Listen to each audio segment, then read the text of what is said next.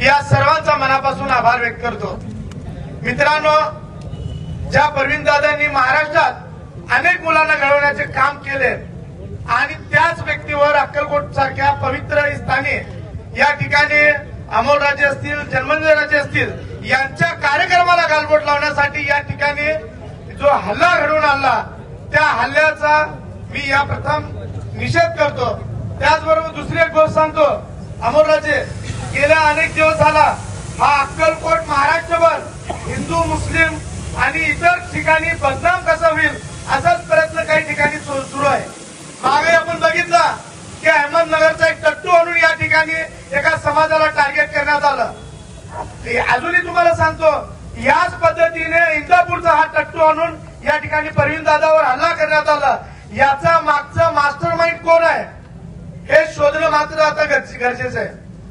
मित्रांनो, आज या ठिकाणी सांगतो की शिवसेनेचे आमचे अमोल भाऊ आहेत, राष्ट्रवादीचे लोक, प्रत्येक पक्षाचे, प्रत्येक जाती धर्माचे लोक या ठिकाणी उपस्थित आहे। कारण काय, हे शांततेप्रिय समाज आहे। एखाद्या गोष्ट चुकीचं घडलं तर ते कशा पद्धतीने परतवून लावण्याचं काम सुद्धा आम्ही करू शकतो।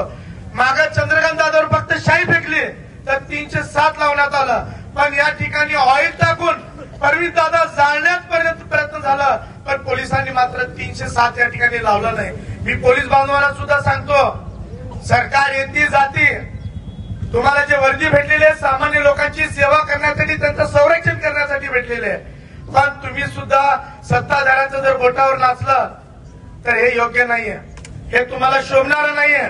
आणि तुम्हाला जर तसं करायचं असेल तर तुम्ही तुमच्या ड्युटीचा राजीनामा देऊन त्या पक्षात जाऊन त्या पक्षाचं काम करा, आम्हाला काही अडचण नाहीये। पण तुम्ही ज्या पद्धतीने एक तर्फा या ठिकाणी जर कायदा राबवत असाल तर तुमची गाठ प्रहारशी हे लक्षात घ्या।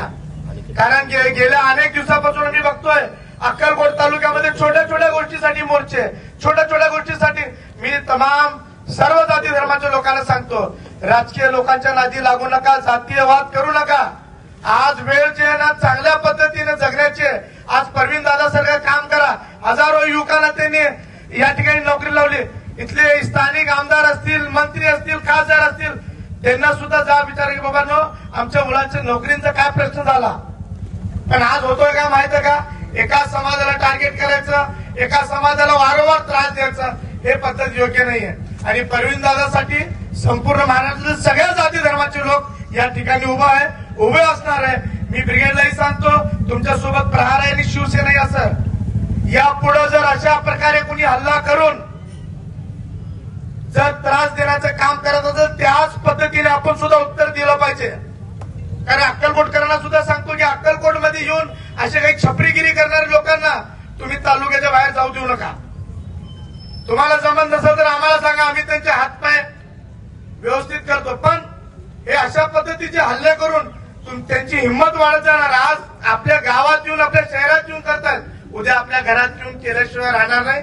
कारण कायदा सगळ्याला समान आहे, बरोबर आहे ना, कायदा सगळ्याला समान आहे। तर त्यासाठी मी तुम्हाला सांगतो की येणाऱ्या काळात अशा प्रकारे हल्ला त्याच भाषेत उत्तर दिलं जाईल, एवढं मी सांगतो आणि मी माझी रजा घेतो। जय